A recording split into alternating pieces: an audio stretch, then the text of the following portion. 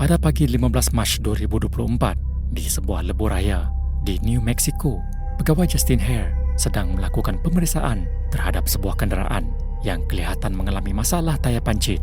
Namun tanpa disedarinya, beliau sebenarnya berhadapan dengan seorang penjenayah berprofil tinggi yang berbahaya.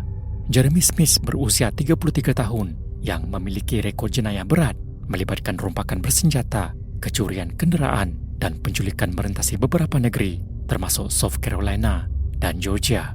Pada ketika itu, Smith sedang menjadi buruan pihak berkuasa berhubung kes penculikan dan pembunuhan di South Carolina hanya 2 hari sebelum kejadian ini berlaku. Malangnya pegawai Justin Hare sama sekali tidak mengetahui bahawa hari itu merupakan detik terakhir dalam hidupnya. 6-6 taking care of B97.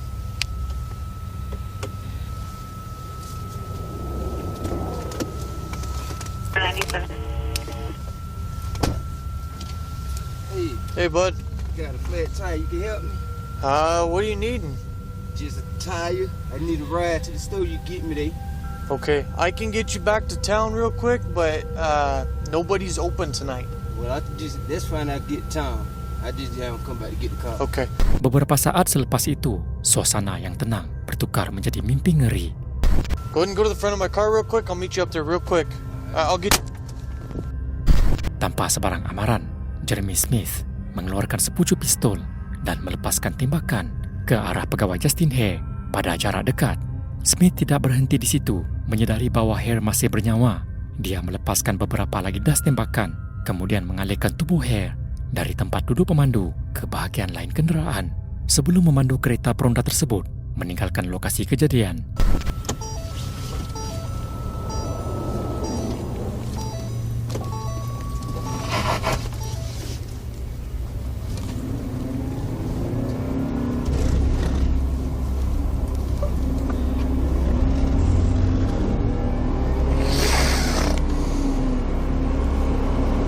Selepas kira-kira 5 minit memandu, Smith memberhentikan kenderaan di sebuah jalan terpencil dan membuang tubuh Hare di tepi jalan.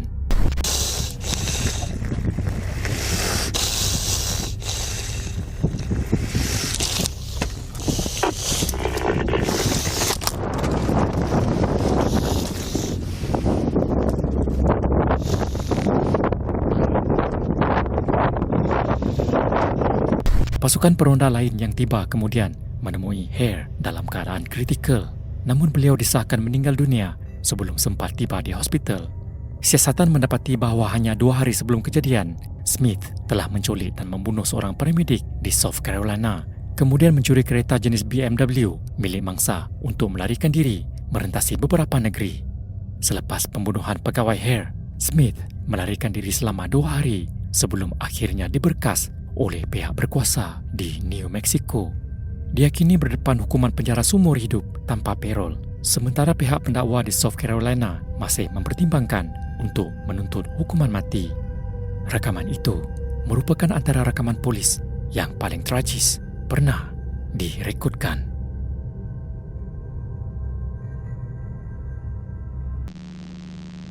Pada 15 Mei 2015, seperti biasa, pada penghujung sesi persekolahan di Jefferson County, Kentucky, bas-bas kuning berhenti berbaris di hadapan sekolah rendah Wilkerson untuk menurunkan dan mengambil pelajar. Namun apa yang sepatutnya menjadi satu petang yang rutin bertukar menjadi sebuah tragedi, satu insiden yang akan menghantui sebuah keluarga selama-lamanya. Bas pada hari itu dipandu oleh Melinda Sanders. Menurut laporan, penglihatannya dari tempat duduk pemandu telah terhalang bukan saja oleh saiz bas itu sendiri, tetapi turut diburukkan lagi oleh barangan yang berselerak di atas papan pemuka yang menyukarkan beliau untuk melihat jalan dengan jelas. Halangan ini juga mengurangkan keupayaannya untuk memantau kanak-kanak yang sedang turun dari bas dengan selamat. Salah seorang murid dalam bas tersebut ialah Ellie Redno, seorang kanak-kanak perempuan berusia 7 tahun yang hanya mahu pulang ke rumah selepas tamat sesi persekolahan. Namun pada hari itu, sesuatu yang amat dahsyat telah berlaku. Sebuah tragedi yang mengubah segalanya dalam sekelip mata.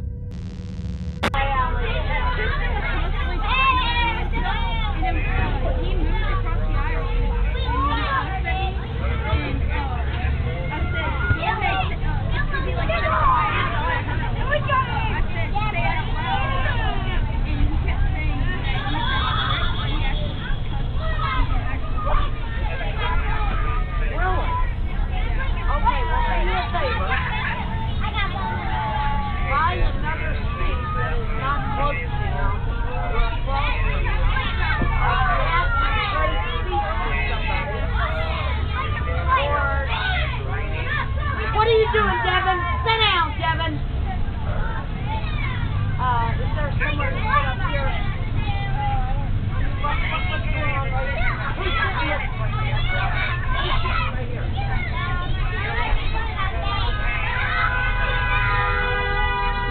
Oh my God. Oh my God. Oh my God. Segalanya bermula apabila Melinda menutup pintu dan terus memandu tanpa menyedari bahawa beg galas Ellie tersepit di celahan pintu bas. Dalam sekelip mata, Ellie diseret oleh bas sekolah sejauh 1,320 kaki, hampir suku batu selama 53 saat yang mengerikan. Tubuh kecilnya terheret tanpa daya, menghentam permukaan jalan setiap kali bas itu bergerak laju di hadapan. Seorang pemandu yang kebetulan melalui kawasan itu menyedari kejadian tersebut apabila terlihat seorang kanak-kanak sedang diseret di bawah bas sekolah. Beliau lalu dengan berani memberhentikan kenderaannya di hadapan bas itu, memaksa pemandunya berhenti sebelum keadaan menjadi lebih parah. Ellie mengalami kecederaan fizikal yang serius, termasuk calar dan luka yang meliputi sekitar 12% daripada tubuhnya, terutamanya di bahagian kaki dan pinggul. Kerusakan saraf yang dialaminya masih kekal hingga ke hari ini. Beliau terpaksa menjalani 8 prosedur pembedahan, termasuk cantuman kulit serta rawatan pemulihan parut yang menyakitkan dan berpanjangan. Namun kesan fizikal bukan satu-satunya beban yang ditanggung. Sejak kejadian itu, beliau dilaporkan mengalami trauma psikologi yang teruk dan menjadi amat takut kepada bas sekolah. Beliau yang ketika itu baru berusia 7 tahun tidak menyangka bahawa satu rutin harian dan satu kesilapan kecil telah mengubah seluruh hidupnya. Perkara yang kelihatan semudah turun dari bas sekolah bertukar menjadi mimpi ngeri yang tidak pernah dilupakan. Melinda Sanders telah dikenakan tindakan tata tertib, digantung tanpa gaji dan akhirnya dipecat pada 23 Jun 2015 atas kecuaiannya terhadap protokol keselamatan pelajar. Keluarga Redner kemudiannya memfailkan saman terhadap sekolah awam Jefferson County dengan alasan bahawa Melinda tidak diberikan latihan yang mencukupi dan pihak sekolah telah gagal melaksanakan protokol keselamatan yang sewajarnya. Akhirnya pada tahun 2021, keluarga Ellie mencapai satu penyelesaian dengan pihak sekolah serta syarikat insurans mereka. Jumlah penyelesaian itu dilaporkan mencecah hampir $5 juta bagi menampung kos perubatan, rawatan pemulihan jangka panjang serta sokongan kesihatan mental buat Ellie. Satu jumlah yang mencerminkan betapa dalamnya trauma yang terpaksa ditanggung oleh seorang kanak-kanak kecil. Tragedi ini turut mencetuskan perubahan besar dalam undang-undang, termasuk pelaksanaan sistem sensor dan teknologi keselamatan baru dalam bas-bas sekolah. Antaranya sistem pengesan dan ciri amaran automatik sekiranya terdapat pelajar berhampiran atau tersepit di pintu. Ciri-ciri ini mungkin mampu menyelamatkan Ellie jika ia diwujudkan lebih awal. Nasib Ellie masih terselamat daripada kejadian yang hampir merenggut nyawanya. Satu insiden yang kekal sebagai antara rakaman paling mengerikan pernah disaksikan.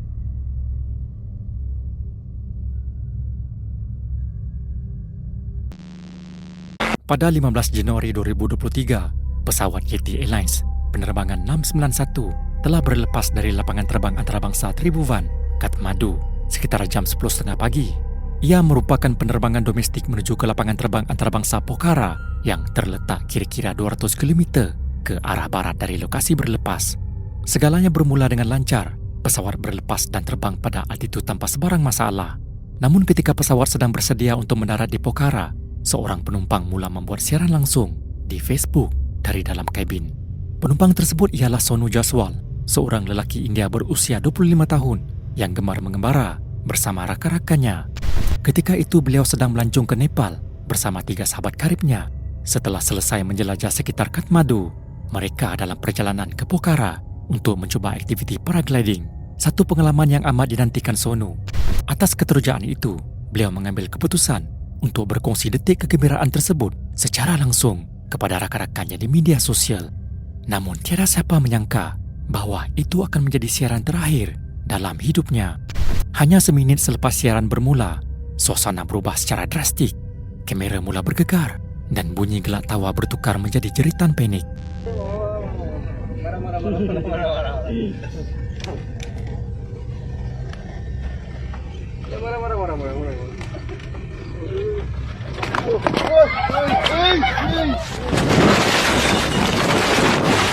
Tidak lama kemudian, kedengaran satu letupan kuat dan entah bagaimana, telefon milik Sonu masih berfungsi, terus menyiarkan rekaman secara langsung.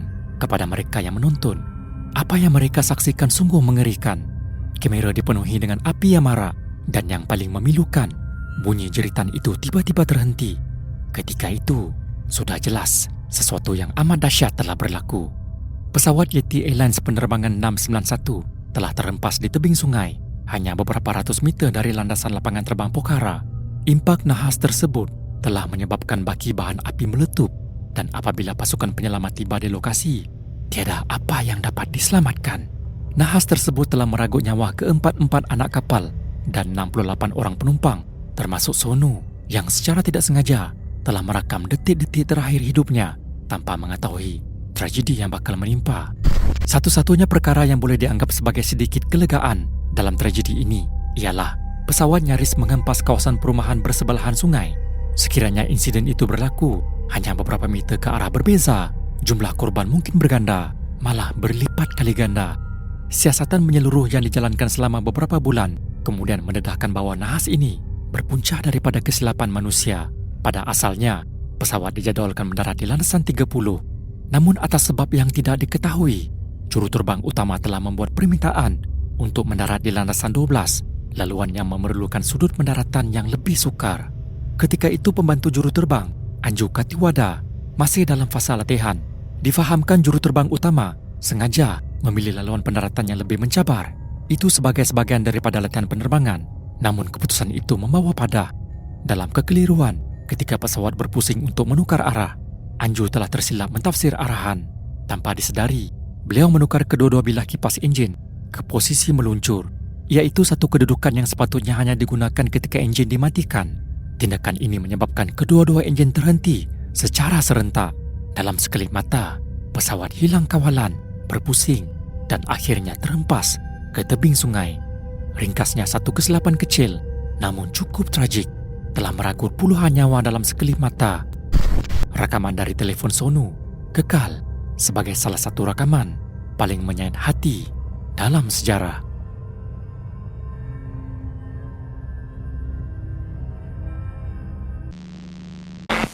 Pada Ogos 2021, seorang YouTuber bernama Rich Aloha sedang merekam salah satu video menyelamnya di bawah air terjun di Taman Negeri Foster Falls, Tennessee. Beliau begitu teruja untuk terjun ke dalam air dengan harapan menemui harta karun seperti drone atau telefon pintar. Namun penemuannya pada hari tersebut jauh lebih mengejutkan dan menyayat hati. Ketika sedang menyelam dan meneliti dasar tasik, Rich terlihat sesuatu yang ganjil terkeluar dari dalam lumpur. Objek tersebut rupa-rupanya merupakan sebuah kamera GoPro. Kamera itu jelas telah berada di dalam air untuk jangka masa yang panjang. Lapisan luarannya telah retak teruk sehingga membolehkan air menembusi masuk dan merosakkan sepenuhnya komponen elektronik di dalamnya. Namun sebelum Rich membuang kamera tersebut, beliau mengambil keputusan untuk mengeluarkan kad SD yang terdapat di dalamnya dan mencubanya sekiranya ia masih dapat diselamatkan. Apa yang mengejutkan, kad tersebut masih berfungsi sepenuhnya. Rakaman yang ditemui dalam kad SD itu merupakan video penggambaraan seorang pemuda berusia 22 tahun bernama Richard Ragland yang telah meninggal dunia 2 tahun sebelumnya akibat lemas ketika berenang di bawah air terjun yang sama. Malah video yang dijumpai oleh Rich merakamkan detik-detik terakhir kehidupan Richard di dalam air. Dalam rakaman tersebut, kelihatan Richard semakin keletihan dan bergelut untuk kekal timbul di permukaan. Kamera itu dipercayai turut merakam saat-saat akhir sebelum tragedi itu meragut nyawanya. Rakaman penuh itu tidak pernah dimuat naik atau disebarkan kepada umum. Malah Rich sendiri tidak pernah menyiarkan video tersebut di saluran YouTube-nya sebagai tanda hormat terhadap mendiang Richard dan keluarganya. Satu tindakan yang sangat wajar dan beretika.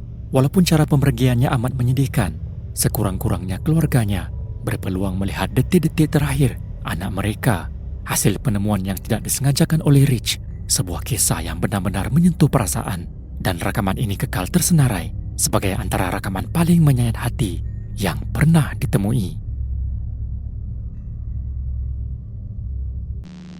Tavi Pio merupakan seorang penyanyi pop berusia 29 tahun yang sedang mencipta nama di Romania dengan jumlah peminat yang kian meningkat saban tahun. Masa depannya dalam industri hiburan dilihat begitu cerah. Namun impian itu musnah dalam sekelip mata pada tanggal 15 Ogos 2020. Beliau terlibat dalam satu insiden tragik yang merenggut nyawanya. Pada hari itu, Tavi menaiki kereta yang dipandu oleh istrinya menyusuri jalan-jalan di kota Pesti. Beliau sempat mengambil telefon bimbit dan memulakan siaran langsung khas untuk para peminatnya. Dalam rakaman tersebut, beliau kelihatan tenang, sekadar mengisap rokok, mendengar muzik dan tersenyum, menikmati detik-detik harian yang tampak langsung tidak berbahaya. Namun segalanya berubah dalam sekelip mata. Beberapa minit selepas siaran dimulakan, isterinya memberhentikan kereta di sebuah persimpangan tepat di lintasan kereta api. Beliau menoleh ke kiri dan ke kanan, kelihatan yakin sebelum meneruskan pemanduan ke hadapan. Namun secara tiba-tiba, siaran langsung itu terputus secara mengejut dengan jeritan ngeri Tavi menjadi detik terakhir yang sempat disaksikan oleh para peminatnya sendiri. Kemudian, semuanya gelap gulita.